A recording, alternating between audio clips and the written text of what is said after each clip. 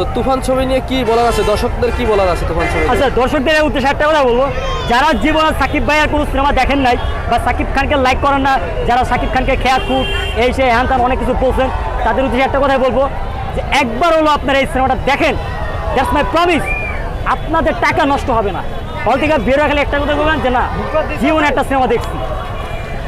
আরেকটা কথা বলবো, দর্শক আপনারা যারা ভাইয়ার ভিডিওটা দেখবেন, একটা কথা আপনাদের একটা ইনফরমেশন দিয়ে দেয়, তুফান সিনেমায় লাগে উড়াদুরা, এই গানের শেষে বা গানের সময় আপনারা কেউ বের হবেন না, কারণ এই গানের পরেই আসল খেলা। যদি আপনারা বের হয়ে যান তাহলে সিনেমার কিছুই বুঝেন নাই, সিনেমার কিছু বুঝবেনও না, সিনেমা আগা ডান বা মজা কিছুই পাইবেন না। তাই তুফান সিনেমা লাগে উড়াদুরা, এই গানের শেষে একটু ওয়েট করবেন, জাস্ট 2 থেকে 3 মিনিট, ওই 3 মিনিটে মনে করেন একটা খায়াল আইছে, মানে তুফানকে কে চঞ্চল মানে যাও এটা বলা যায় না, সারপ্রাইজ। কিছু সাংবাদিক আছে বা ইউটিউবাররা আছে, অ্যাকচুয়ালি মানে একটা জিনিস মাথায় রাখতে হবে, যেখানে যে কনফারেন্সে যাবেন যে বিষয়ে, যেমন এটা তুফানের বিষয়, আর আপনি তুফান সিনেমার এখানে আইসা যদি বেদের মেয়ের খবর নেন, তাহলে কি পাবলিক এটা খাবে না। আগে তুফান নিতে হবে, তুফান শেষ, তারপর আপনি আমাকে আলাদাভাবে বলতে পারেন এবার আপনার পার্সোনাল বিষয়ে কোশ্চেন করবো।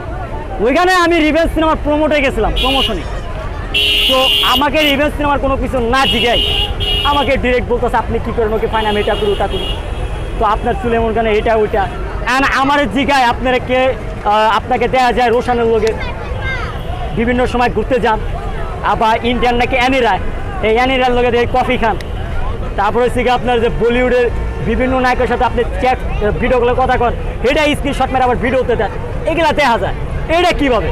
আর ভাই একজন মিডিয়া পার্সন আমি লাভ করি, সিনেমাকে ভালোবাসি, সেই জায়গা থেকে মিডিয়াতে চলার পথে অনেকের সাথে পরিচয় হয়ে গেছে, সম্পর্ক হয়ে গেছে, সেই জায়গাতে আমাদের ভালোবাসা আন্তরিকতাটা থাকবেই, ইটস সিম্পল। এবং আমারও জিজ্ঞাসা তো আপনারা দেখা গেলো বলিউডের ক্যাটরিনা কাইফের লোকে দুপুরে লাঞ্চ করলেন, এই যে যে অদ্ভুত অদ্ভুত কথা, মানে যেগুলোর কোনো উত্তর হয় না, এইগুলো শুনে আমি একটু ক্ষিপ্ত হয়ে গেছি। সো পরবর্তীতে আর আমি ওনার সাথে কথা বলি নাই, ইগনোর করে অ্যাভয়েড করে যতটুকু সম্ভব আসার করছে আর কি, বাট ওইখানে একটু ঝামেলা হচ্ছে এই বিষয়টা নেই, মানে ওনারা উল্টাপাল্টা প্রশ্ন করে, মানে এমন প্রশ্ন করে আপনার বাবার নাকি আপনার বাবা কী করে, এরকম প্রশ্ন করে, এইরকম উল্টাপাল্টা উদ্ভট প্রশ্ন করে, মানে যে বিষয় গেছে ওই বিষয় না জিগা আমার কথা তো বাদই না, তো জাস্ট সিম্পল বয়। সেদিন বুবলির রিভেঞ্জ সিনেমা প্রমোটে প্রেস মিডিয়া ওইখানে সাংবাদিক জিজ্ঞাসে আপনার দেওয়ালের দেশ সিনেমাকে আপনি এমপি সাহেবের ফোন দিয়ে পাওয়ার দেয়া সিনেমা চালাইছে, এটা কোনো যুক্তির কথা? আরে ভাই একটা নায়িকার কাজ কি, একটা সিনেমা অভিনয় করা, সিনেমা কমপ্লিট, সিনেমা রিলিজ হবে, সিনেমাটাকে প্রমোট করা, এর থেকে বাইরে কিছু না। আর সিনেমা কোথায় চালাবে, কোথায় টাকা যা চালাবে, কোথায় কত টাকা ইনভেস্ট করবে, এটা প্রডিউসার ডিরেক্টরের ব্যাপার। এই প্রশ্ন যদি বুবলিরে জিগায় তাহলে কইব কথা আছে না ভাই, আধার ব্যাপারে জাহাজের খবর নেয়, ঠিক এরকমটাই।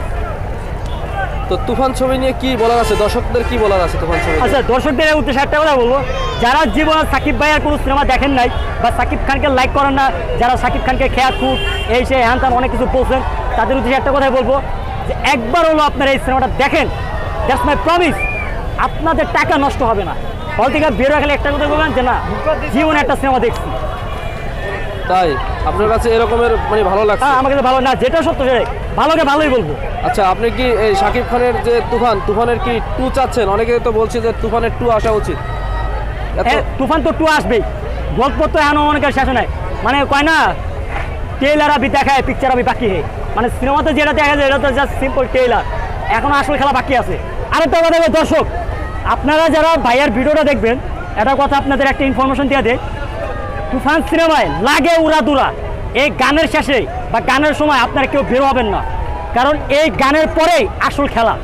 যদি আপনারা বের হয়ে যান তাহলে সিনেমার কিছুই বুঝেন নাই, সিনেমার কিছু বুঝবেনও না, সিনেমা আগা ডান বা মজা কিছুই পাইবেন না।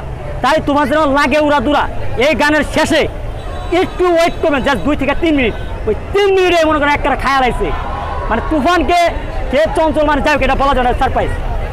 আচ্ছা, যেমন প্রিয়তমার সময় দেখছিলাম যে লাস্টে 3-4 মিনিট ওরকম একটা সিন হয়তো আছে এই ছবিতে, মানে তুফানে এরকম একটা সিন করছে, মানে গানের পর যেমন রাজকুমার প্রিয়তমা যে একটা সিন ছিল, হ্যাঁ রাইট, এরকম একটা সিন আছে এটার ভিতরে, এরকম একটা সিন আছে, এবং এমন ভাবে সিনটা দেখবেন মানে আপনার মাথাটাকে হ্যাং করতে বাধ্য হবে, তাই মানে এতটাই মানে পপুলার হয়েছে জায়গাটা, মানে শরীরের লোম খারাপ হয়ে যাবো ওই সিনটা দেখলে পরে।